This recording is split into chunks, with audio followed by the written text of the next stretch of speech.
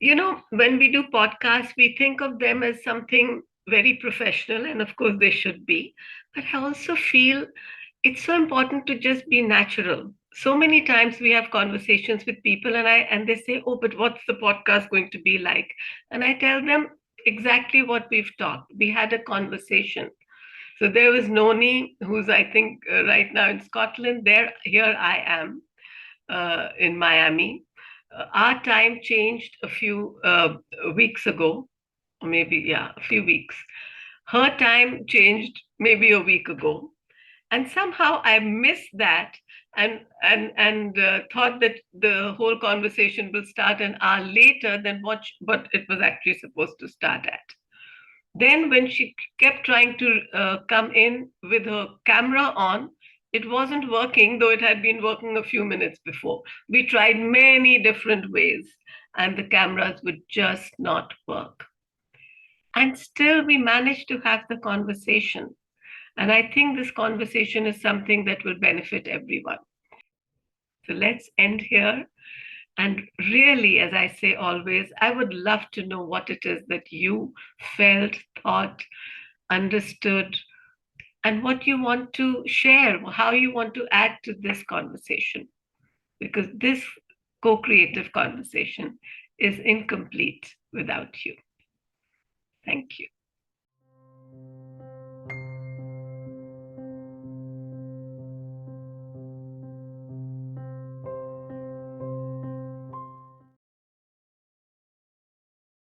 Hi, Alison. I'm so excited to have this conversation because I think we started by talking offline one day about my feeling that it's so important nowadays to be able to communicate with one another, even when technology is not working. And how interesting that today technology is not working for you and me because we were having issues with cameras, with being able to log in.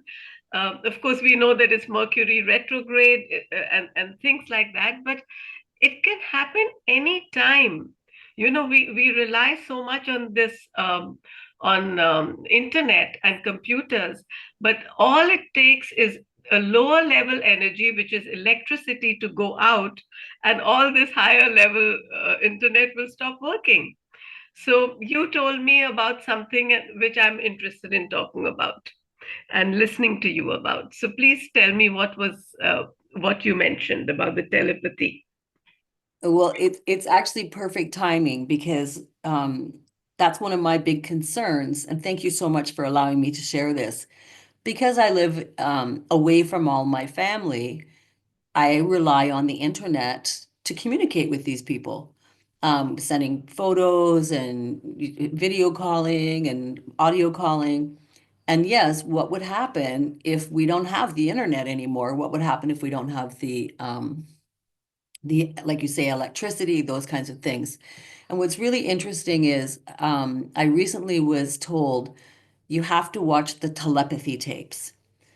And I had heard vaguely something about them. So I went online and I binged. It's actually a podcast. You don't have to watch them. You can just listen to them. But I binged it. I did it episode after episode because I just thought it was so fascinating.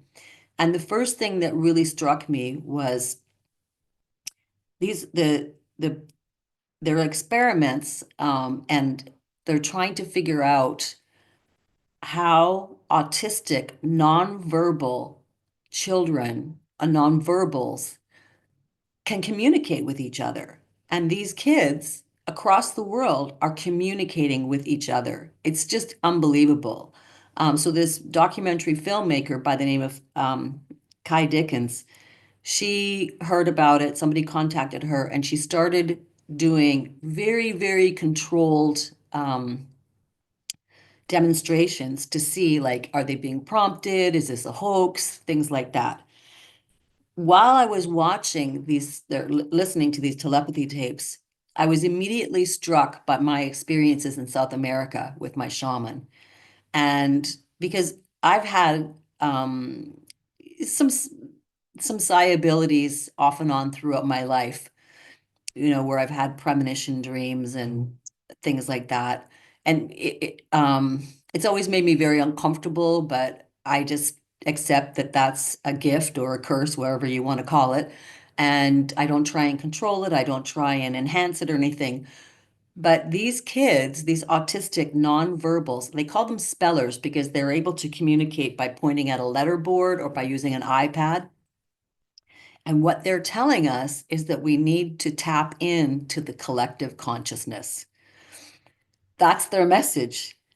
These kids are communicating telepathically with each other, often with their parents or with their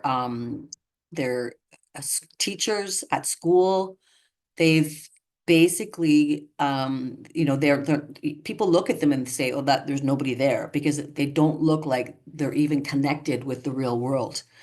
But they are highly intelligent savants, and they have amazing gifts. And not only are they telepathic, but they can also predict events, some of them. They can go back and forth in different dimensions and different timelines.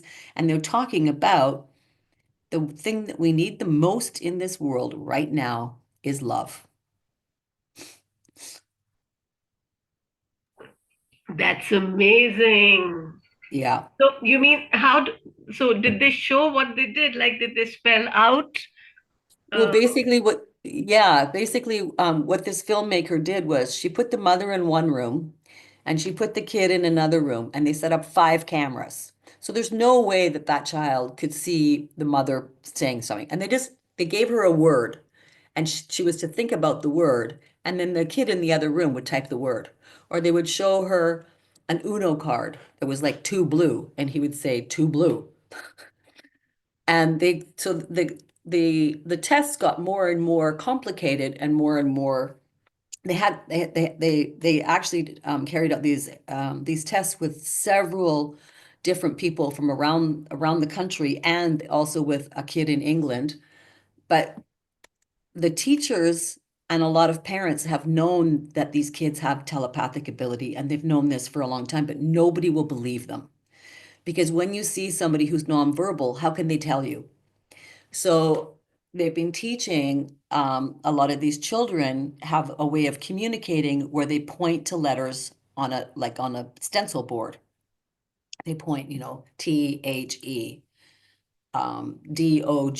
They point to the letters and somebody says, you know, dog, they say yes. So they've a lot of these kids, part of with autistics, they have what's called a spectrum. So some kids who are autistic are verbal. They can talk. Some of them talk way too much, a lot. What's interesting is there was a discussion when I was quite younger about whether or not I was autistic because I was quite withdrawn in my own little world. I was quite different than the other kids. I've always been kind of different, and showed signs of being very intelligent in some areas. And then, but I have adapted and learned social skills and have somehow managed to make it through my life. But some of these children, the ones that are nonverbal, the problem is they don't feel connected to their body. They're talking about being a soul inside a body that they're not connected to. And it really is fascinating. I mean, I would tell people I highly recommend to listen to the podcast, the telepathy tapes. There's 10 episodes from season one. She's working on season two right now. It will be a documentary film, but right now she's trying to raise money to finish the film. And then there's a series of talks with different people who participated in those episodes where she goes into a little bit more detail. But just as an example, when they're talking about these things, it really reminded me, and I think I might have told you this before. When I was in South America, I met a shaman and I was studying with him, and I took ayahuasca with him, and he was able to communicate with me. We didn't speak the same language. He spoke Spanish, I spoke English, but I knew exactly what he wanted me to do. I knew exactly what I was supposed to do, was sit up when I was supposed to sit up. You know, there was no problem. There was no language barrier between us because there was some kind of communication that was a silent communication. It wasn't words inside my head, but and then at one night, while had taken the ayahuasca, I was concentrating on my own personal healing, healing and detoxification, and healing of my spirit, healing physically. And after a while, I thought, oh, I have this medicine in my body. I can send it to other people. So I focused on my mother.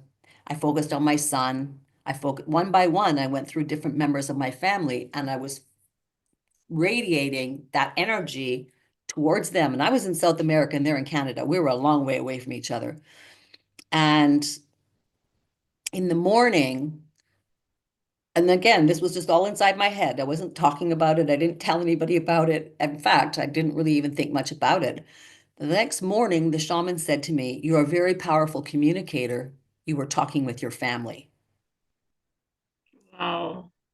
And that, like, so when I was listening to these telepathy tapes, I thought, I believe it's possible that these kids are talking to each other across the world because somehow or another I did that. And then what was really funny was several weeks later, I was talking to my granddaughter who has, she has epilepsy, and she's really had a real struggle since she was 7. She's been heavily medicated. She's 28 now. So one of the people that I really had focused on was her, neurological healing, because ayahuasca is known for its properties of neurological healing.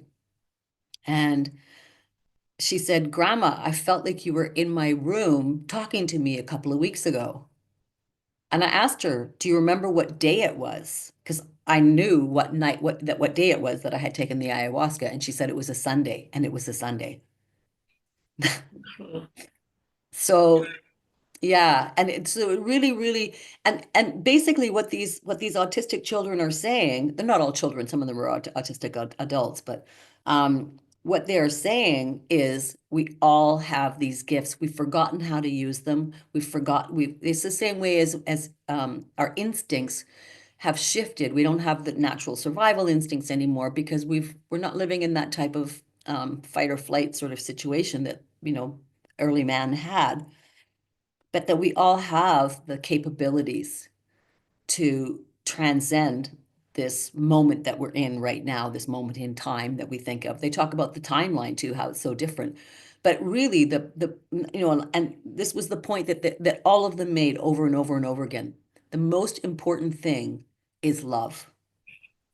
This is And beautiful. that really Yeah. blew me away. Yeah. Yeah, because all the examples you've given, your own personal ones and the ones that you were giving from the tapes. So the ones yours are with family. So there's already that heart connection, and it's reminding me of a time when I wanted to say something to a family member that I didn't want. I knew that if I told her face to face and directly, it was something that she would not accept. You know, and so Right. I just went into, because we've been trained how to do that. Excuse me. We went into the heart space, connected heart to heart, third eye to third eye. And I just gave her very specifically something that I said, really, please let us do this for this person, something like that. Yeah. And the next day, she called me and repeated to me word to word exactly what I had said, but it was her feeling. It was Yeah. her idea. So Yeah. from this, I learned that when we are able to communicate heart to heart, and like you said, in that field of love, then the ego is not involved. The personality is, the individual is. So it was me and her, but we are doing it in a way which is innocent, and that's why children. And because of that, when the person gets that message, they get it as if they've got it from their own heart, soul, brain, mind. And that's why they Yeah. completely accept it. It's so difficult to accept a message like that from someone if they give you a advice. But it's so much easier if you feel that it's your own idea. And so this No, field is really an important field to go into. no, one of the things also that I should mention is um, a lot of these children also express the same thing. When there's anger, when there's certain emotions, it blocks the connections. They're not able to connect with people who are in a negative state. That's why the love is so important because the negative emotions interrupt the ability to connect. And that's true in verbal as well. Those emotions interrupt your ability to connect with the other person because if you're so angry or you're so impatient or you're so um, disgusted or whatever, you cannot feel compassion, you cannot feel love, you cannot feel kindness, you cannot feel forgiveness. And that's really was a repeating message as well. To me, it was just absolutely fascinating. I want to, I still haven't listened to all of the discussion tapes yet, but it really made me think about the importance of in my own life of really getting quiet and connecting, like you said, heart to heart, third eye to third eye, connecting with the people around me, with the people who I love, with the people in my circle, but also and this is one of the things that I do as well is even when I'm walking down the road, if I pass somebody, I make a point of smiling at that person. Yes, I remember that. Yeah, and really it's like for me it's so important because I have seen significant change in people from something so simple. You know, And what's important for people who are listening, because you're talking about a specific part of a specific kind, let's say, of people who are called autistic, let's say. You're yes, also giving your own experience, and I gave mine. The reason is that we have to understand the word love. Humanity, so often we don't understand it. We think it's a feeling of a feel that I feel love, I love someone, whereas actually that feeling takes you into a space. It's more like the space that you go into when you have that feeling, that expanded space. And that is where this communication is instantaneous and so clear and direct. This is amazing. Some yeah, people need to be trained and other people don't. And actually, my feeling is that even those of us who may feel that we need to be trained, and that's why I gave that way of doing it, of the third eye and the heart chakras, that I think all of us have it in our childhood, and then we lose it. Otherwise, if you look at babies and you look at children, how come they have come into a world where they don't know anything we think, right? They don't even know language. How come they are able to communicate everything they need to tell us, or at least yeah, we think they can, but we are able to have those communications. And how come we are not able to do it? Because I think, in a way, language comes in the way, it interrupts our normal way of communicating. I don't know how you feel. exactly. Exactly. That's what they said. They said language has disrupted everything. Wow. Another point to go with that one is think about the relationship between a pet and his owner. They don't speak the same Exactly. language, but they can communicate with each other. And a Beautifully. lot, Yes. yeah, and like I remember too, this is so on point. I had a little dog when I was living in California, and whenever my boyfriend was coming over to visit, I wouldn't say to the dog, "Oh, Shane's coming to visit." I would, and he lived about a 40 minute an hour away, depending on traffic, it could be longer. But anyways, I'd be just going about my things, and the dog would start to like run around the apartment and go and sit by the door and then run back into the kitchen and run back into the front door about 15 minutes before he would arrive. So the dog knew that he was on the way. Knew Yes. that, yeah. Wow. Yeah. And I mean, and I know lots of people that have shared the same type of thing that their dog knows when they're leaving, their dog knows when they're coming home. And in the telepathy tapes as well, they spoke with somebody who is a pet expert and had done a lot of experiments. And they did one where they were at the person's home, they're filming the animal, and then they called the person and say, okay, start driving home now. And the person starts driving home and the dog goes and sits by the door. Then Yes. they would call the person and say, oh, take a detour, go somewhere else. And then the dog would go, oh, I guess they're not coming home. And then we'd go back and do something. Imagine that. Because animals have telepathy and we all have it. But like you said, it's something that we've lost because of our language, because of technologies, because of all these things. And we've all had an experience where you've thought about somebody and then the phone has rang. We've You all know, had that. Noni, I was also doing this in this podcast with you and me because I've been writing a few things in the chat but not posting them. And I wrote over there animals, you know, Yeah, and my mind was dogs because that's what I've also sensed the dogs, and also actually a neighborhood cat who used to come our way. And yeah, then you started talking about that. So even while we are talking in words and outwardly, but inwardly, there's a communication taking place between you and me. And I'm sure between among the people who are listening or who will yeah, listen later. And this is so important because when we are calm and in our actual essence, in our calm state, we're able to access these different layers of communication that are taking place at the same time.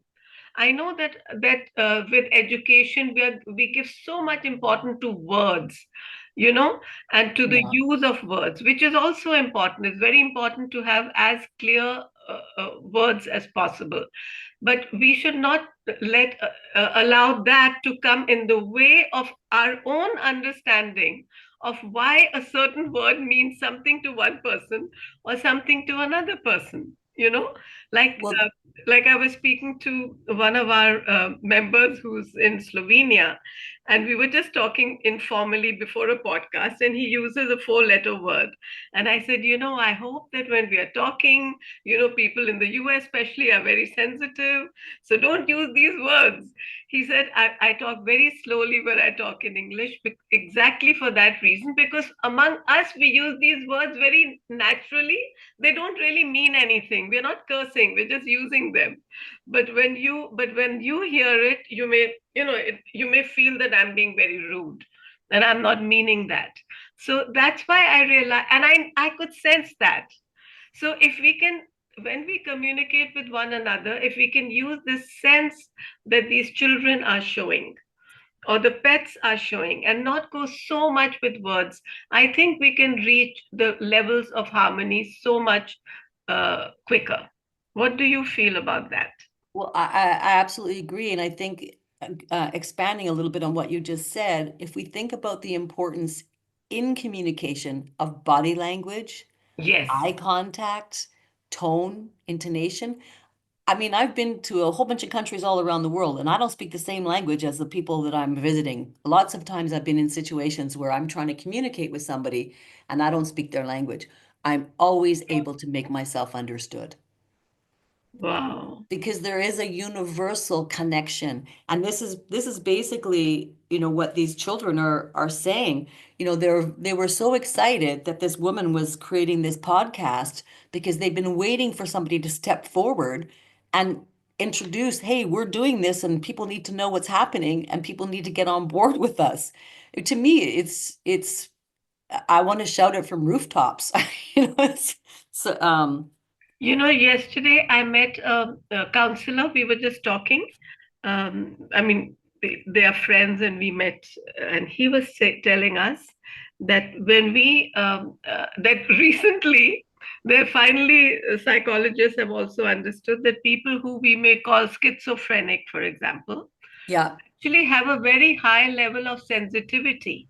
And I have personal experience of that, of a relative who did not have internet, had never been on social media. From my point of view, she didn't even know what social media. And somebody just told her, you should have a Facebook account. And quick as a whip, without even 1 second stop, she said, no, there's no privacy if you use all these things. And I'm yeah, thinking, how does she even know what all this is? Uh, right. Well, and for that's that, yeah, having someone like that who's very sensitive, and yeah. naturally society will call them abnormal because they cannot take everything that they are able to hear. They can hear our thoughts, they can sense everything that's happening. One person in a family like that can clear all the others if we only can understand that therefore our thoughts and our energy must be very calm, very peaceful. So look what that one person is enabling to happen. You know, Yeah. Yeah. they are going No, through definite it pain. is. Yeah. It's frequencies, and this is one of the things that a lot of people they don't understand is that we are vibrating at a frequency. And when we meet somebody that we really like and we instantly connect with them, it's because we're at the same frequency. I mean, we've all had it where we've seen somebody and think, oh, that guy gives me the creeps, or that person's got bad energy, because Yeah. we feel people's energy. Like for me, I don't like when I was working in California, sometimes I had to go to Las Vegas for jobs, and I just did not like Las Vegas because I picked up so much bad energy there. I Oh my couldn't God, you wait. and me both. Oh, I couldn't wait to get out of there. And Yeah. people would say, "Oh, let's go to Vegas." And I'm Oh like, my "Nope." gosh, no. I went there years ago when it wasn't even as exciting as it is now. Yeah, I remember my sister and I, we went, we were with a group of people. We went out. She and I came back like within minutes. We yeah, just could not take that hungry spirit and hungry spirit, you know? There's yeah. hunger over there, the hunger It's and a feeling of agony and loss and lack. It was too much. We spent the whole day just sitting yeah. indoors. It's desperation. Yes, It's this desperation. horrible feeling. And I mean, other people they don't. They're not, but see, you're a very aware person and you are tuned in to what's going on around you. And I tell people, can't you feel that? Like, even when I go into shopping malls, if I go into places where there's a lot of people, I start getting anxiety in shopping malls because people are anxious about buying things. People are anxious about needing things. And I go into a shopping mall and I can feel all this energy. It's one of the worst places for me to go. So yeah, I really resonated with the message in these telepathy tapes, and I feel called. I feel called to to connect at a much deeper level. And I also recognize that I have that ability and that I haven't been using it. I haven't been tuned in, and I need to start doing that. You Yeah. know, I'm going to say one thing right now. And of course, I find that I don't like to share very, very personal things, but I'm going to.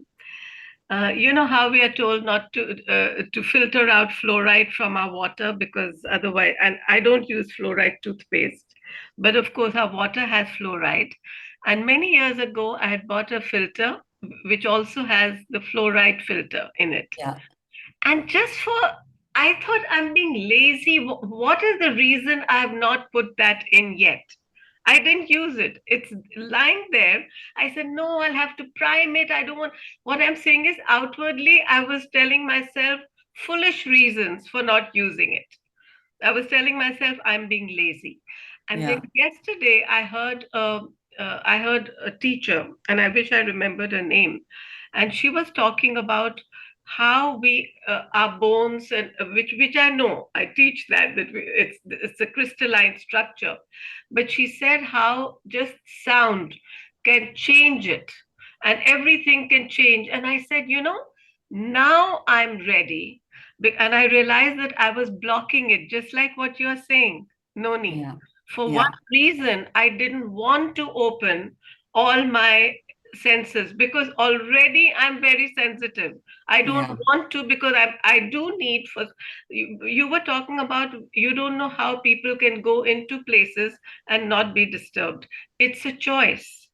So, Yeah. because I know I have to work in certain lower frequency areas, and I want to be able to work there and be, because I know my purpose is to go there and spread it in a very gentle way without even speaking. So I allowed my pineal not to be opened fully. But then yesterday I said, now I'm ready Yeah. and everything fell into place and I've primed those filters and they're in my water. So you and I today has been so exciting. I'm so happy in a way that we had this kind of a thing when because when Mercury is retrograde, it really allows us to come into who we really are. You know, I even Yeah. told you, maybe, Noni, we're not meant to do this today, but we prevailed. There are so many ways of being able to communicate, and we are able to do it. I even forgot the time zone changes, and normally I'm the person always on top of that, and I wasn't. So we had so many reasons not to have this conversation, but we are having it. Yeah. And there's a reason for that. Like you're saying, it's so important for not just you and me, who may feel that we had this gifts from childhood, but for everyone to realize, one, that it's very important to start uh, getting into that field of love. That has to be first. Yes. Can only happen when we have a harmonious feeling towards everyone in our world, especially to those who we feel are doing something wrong. Because if we cannot have that feeling of harmony towards them, we cannot fully stay in that innocent place where a child is. Because Yeah. within each person, this is what all the sages have told us, that the same divine light, whatever we want to call it, is in everyone's soul. This connection of love is actually a soul connection. Yeah. And at that soul level, if we can connect, then we can bring about so many changes. Not only that, then we can see why certain things which we may think are negative are happening in our world, why some people are not waking up, why some people seem to be hurting other people. However hard that kind of lesson is to see, somehow we have to see the rightness behind everything. I know this is Yeah. the hardest lesson for me, for us. What do you think? I think it's good. Listen, I have somebody calling me right now, so I have to go. We've had a But good conversation, Noni. We I, managed it. I'm so glad that we did connect, and I will send you more messages tonight in my dreams. Okay, thank you. I will receive them. Okay. Have a great night. Thank you so much for talking. Bye bye. Bye bye.